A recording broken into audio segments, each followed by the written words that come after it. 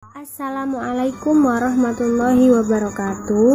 Di sini saya akan menjelaskan tentang makalah saya yang berjudul Multikulturalisme Pendidikan dan Pembangunan Sekolah dalam Inklusivitas dan Toleransi.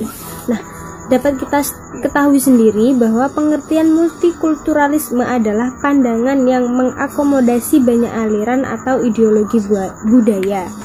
Nah, nasionalisme Indonesia dilahirkan sejak kebangkitan nasional setelah mengalami perubahan-perubahan di dalam perkembangan berikutnya, khususnya di era reformasi, meminta suatu rumusan baru mengenai nasionalisme Indonesia di dalam membangun nation state yang multikultural, khususnya yang diimplementasikan melalui pendidikan nasional.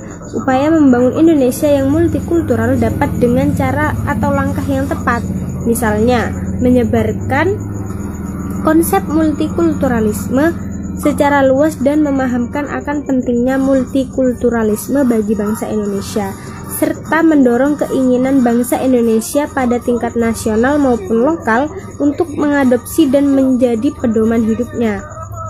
Nah, di dewasa ini konflik antar suku bangsa itu disebabkan tidak adanya atau kurangnya pemahaman atau penghargaan atas suku bangsa lain, sehingga salah satu usaha untuk menanggulangi konflik ini adalah dengan usaha melakukan sosialisasi atau pembinaan kepada masyarakat tentang pentingnya menjaga keserasian antara suku bangsa. Nah, secara umum kita masuk kepada pembahasan pendidikan. Secara umum, pendidikan adalah suatu proses pembelajaran, pengetahuan, keterampilan, dan kebiasaan sekumpulan manusia yang diwariskan dari satu generasi ke generasi yang lainnya. Nah, melalui pelajaran, pelatihan, dan penelitian.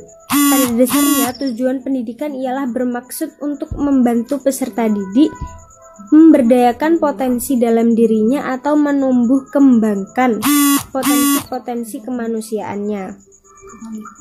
Pendidikan itu sangat berperan terhadap sikap seorang anak menghadapi multikulturalisme yang ada di bangsa Indonesia ini loh.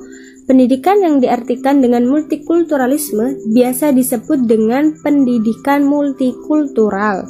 Nah, pengertian dari pendidikan multikultural sendiri adalah proses penanaman cara hidup untuk menghormati secara tulus dan toleran dalam keberagaman budaya yang hidup di tengah-tengah masyarakat majemuk seperti Indonesia ini. Nah, pendidikan multikultural diharapkan dapat membentuk kelenturan mental bangsa dalam suku, antar golongan, ras, dan agama, sehingga persatuan tidak mudah retak dan tidak terjadi disintegrasi negara. Nah, inklusivitas merupakan pengertian dari sikap, perilaku, berpikir, empati, dan tindakan seseorang untuk menghargai dan menerima kekurangan maupun perbedaan yang ada di sekitarnya.